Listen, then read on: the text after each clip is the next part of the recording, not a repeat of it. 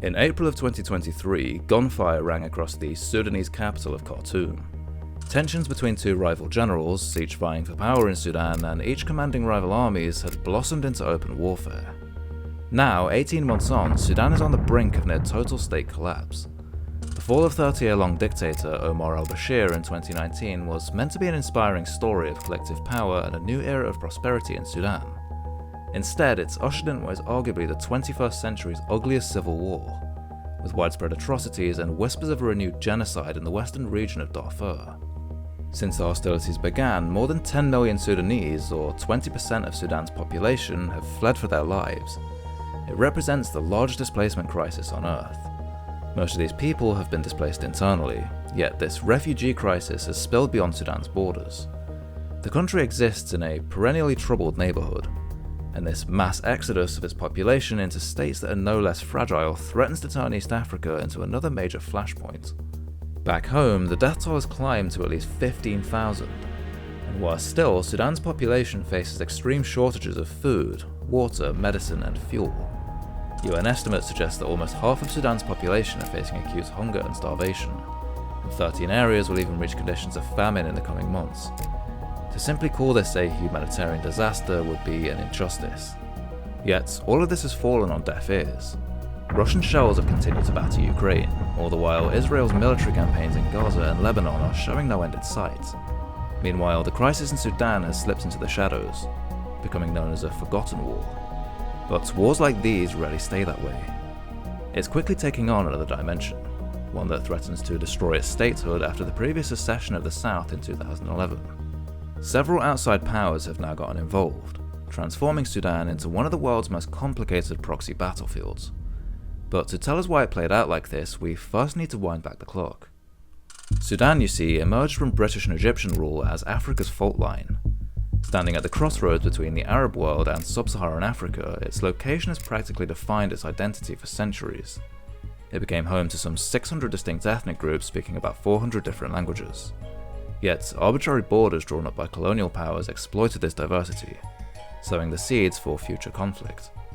To put it simply, Arab Muslims in the northern reaches were generally wealthier, whilst the non-Arab Christian and animist-dominated south got left behind, facing severe ethnic and religious repression. This disparity led to two devastating civil wars. It took just shy of 40 years and more than 3 million deaths to force both sides to the negotiating table, and it resulted in the secession of South Sudan as the world's newest country in 2011. Yet, beneath the sand was black blood. The discovery of oil reserves in 1978 drove the Arab-dominated government in the north to prioritize retaining control over the south, even if it came at the cost of millions of lives. It became the alchemist curse. The south took with them 75% of the country's oil wealth with its secession, but in spite of this, most of Sudan's pipelines and its only oil refinery remained in the north. Naturally, this became a problem, and violent disputes broke out across the border regions of Abyei, South Kordofan, and Blue Nile, where who controls what is still yet to be figured out. But in 1989, a military general by the name of Omar al-Bashir launched a successful coup d'etat that toppled the elected Sudanese government from power. What followed was an oppressive military regime that would hold sway for 30 years. He imposed on his people a restrictive interpretation of Islamic Sharia law, employed private militias and even morality police to enforce his decrees.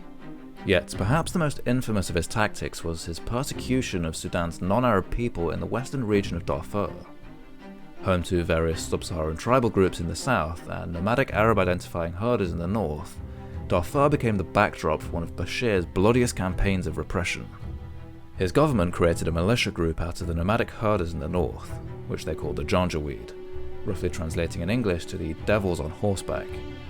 Faced with rebellion in the south and the cascading ecological crisis of the Sahara Desert moving southwards, the Janjaweed swept across Darfur, torching hundreds of African villages and systematically massacring over 300,000 people over the span of just 2 years, in a horrifying display of ethnic cleansing.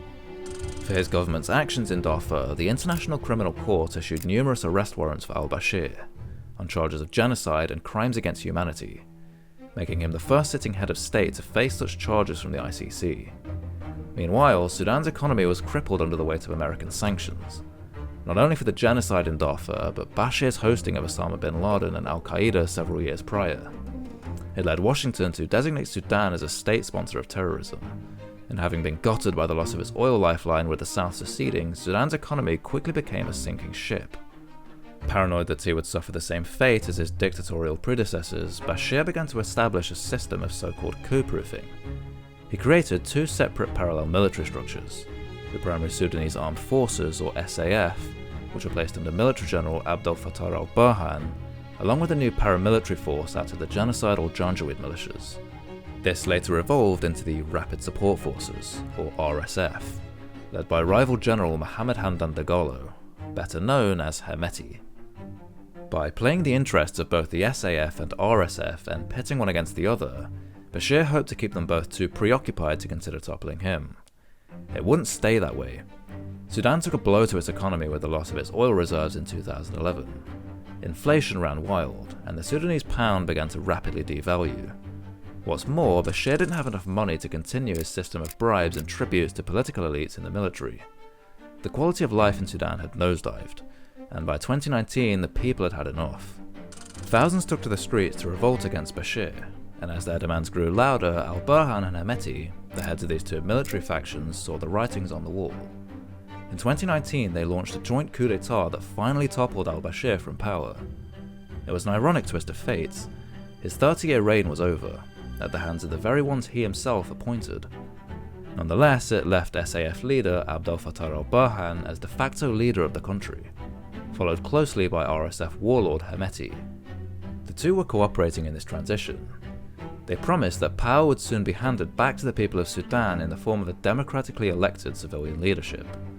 Yet these promises became all but words. On-and-off military rule continued for the next 3 years, with higher levels of brutality and massacres against protesters. Though the movement remained firm, and in December of 2022 a deal was finally reached. It established a 2-year time frame for nationwide elections to determine Sudan's civilian leadership, but there was a caveat. It laid the groundwork for Hemeti's RSF to become fully integrated and absorbed into the Sudanese army, which would consolidate power under al-Burhan. This is where the two begin to fall out. You see, the RSF was never just an army. A trove of leaked corporate and bank documents show that this entity is also a lucrative business empire. Its size and power has allowed it to capture many of Sudan's gold mines, and thus it facilitates a profitable gold trade with foreign powers like Russia and, crucially, the UAE. Reports show that in 2022 alone, the Emiratis imported about 39 tons of smuggled Sudanese gold, valued at about $2.3 billion. Despite being the world's 10th largest producer of gold, much of these fortunes are funneled into the pockets of elites and armed groups like the RSF. Naturally, this made Hemeti one of Sudan's wealthiest men. And with these billions of dollars in gold profits, the RSF was able to finance and equip itself independently from the financial structure of Sudan. In addition, the RSF has also been contracted as a mercenary group for hire in overseas conflicts. Its fighters travelled to neighbouring Libya to fight on behalf of the warlord Khalifa Haftar during the Libyan civil war. Thousands more were sent over to Yemen, fighting alongside Saudi and Emirati forces against the Iranian-backed Houthis. So, in light of this, it's easy to see why Hemeti wasn't fond of al-Burhan's proposal. He wasn't about to let his lucrative military enterprise get swallowed up by the governments. Naturally, both sides dragged their heels on negotiations, and as the months passed, the power struggle between Burhan's SAF and Hemeti's RSF continued to stall the country's progress towards democracy. By April of 2023, the situation was dire. Hemeti felt emboldened to act, and with that, the RSF launched a hit on al-Burhan at his personal residence in Khartoum. It failed, and instead it marked the beginning of a renewed civil war that to this day sees no end in sight. But Sudan is, however, a geostrategic goldmine, literally. Not only does it have plenty of gold, it also happens to be rich in just about every resource that fuels the modern world. Zinc, copper, silver, iron, you name it. The country sits astride the Nile, which is the lifeline to Egypt, and it also has more than 500 miles of coastline on the Red Sea, close to the maritime choke points of the Suez Canal to the north and the Bab el-Mandeb Strait to the south. More than 10% of all global trade passes through these waters, including millions of barrels of oil each day. Of course, this appeals to foreign powers. In the context of the war, many have already chosen sides based on who will best secure their interests going forward. Ergo, the UAE has emerged as one of the most invested players in the conflict. They import and refine almost all of Sudan's gold, a lot of it coming from Hemeti and RSF-controlled mines. They've recruited and paid RSF soldiers to fight in Yemen and fought alongside them in Libya. So when war broke out, the UAE naturally chose to back the RSF, albeit discreetly. Although Abu Dhabi denies it, evidence suggests that the UAE is actively supplying and arming RSF fighters in Sudan. Dozens of military shipments have reportedly been made to the RSF through Amjaras airport in neighbouring Chad, whilst the UAE has allegedly given the RSF access to their financial networks to circumvent US sanctions, in exchange for continued access to RSF-controlled gold mines.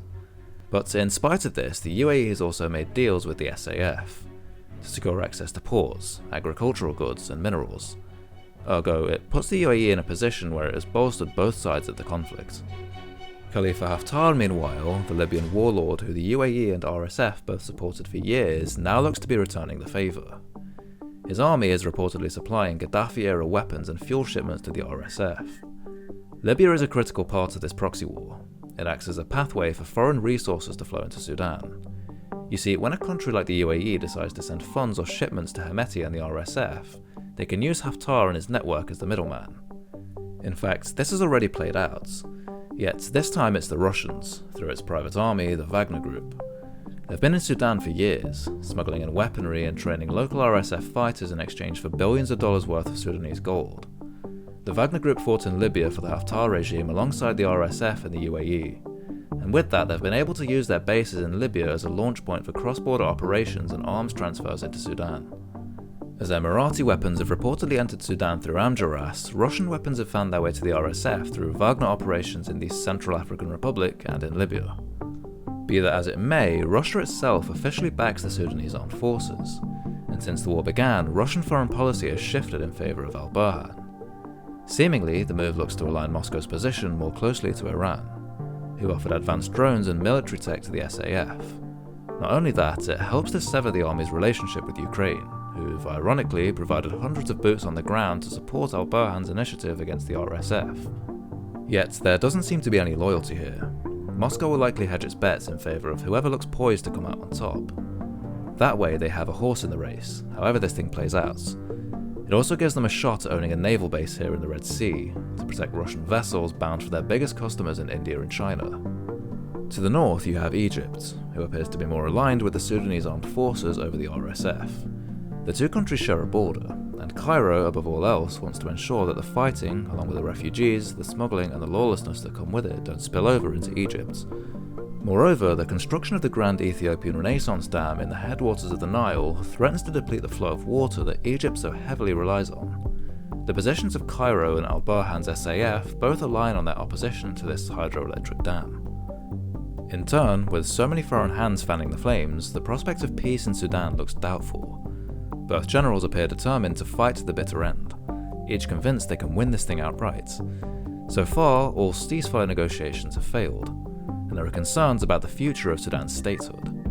If the war drags on to the point where it becomes one of attrition, Sudan could turn into another Libya, torn apart by proxy-driven warfare, with the RSF and SAF both commanding territory either side of the Nile. There's also the possibility of it collapsing along ethnic and religious lines, akin to that of 1990s Yugoslavia, or it could simply fall into the clutches of either Hemeti or al-Burhan. Regardless, no calls have been made for direct military intervention or peacekeeping operations in Sudan, and so long as that remains the case, its 50 million strong population will continue to bear the brunt of the violence. Omar al-Bashir overstayed his welcome, and after decades of abuse, he left behind a broken system that turned Sudan into the poster child of a failed state. Its resource-rich landscape and strategic location should have been a blessing. Instead, it became a curse, placing Sudan at the mercy of contemporary geopolitics. Whatever happens from here on out will impact lands far beyond Sudan's borders. After all, battle lines drawn in the sands of one nation can shift entire continents. I hope you managed to learn a thing or two from this video. A lot of effort goes into making them, and if you haven't yet subscribed, now would be a good time to do so. Don't forget to hit the notification bell so you don't miss out on any future content.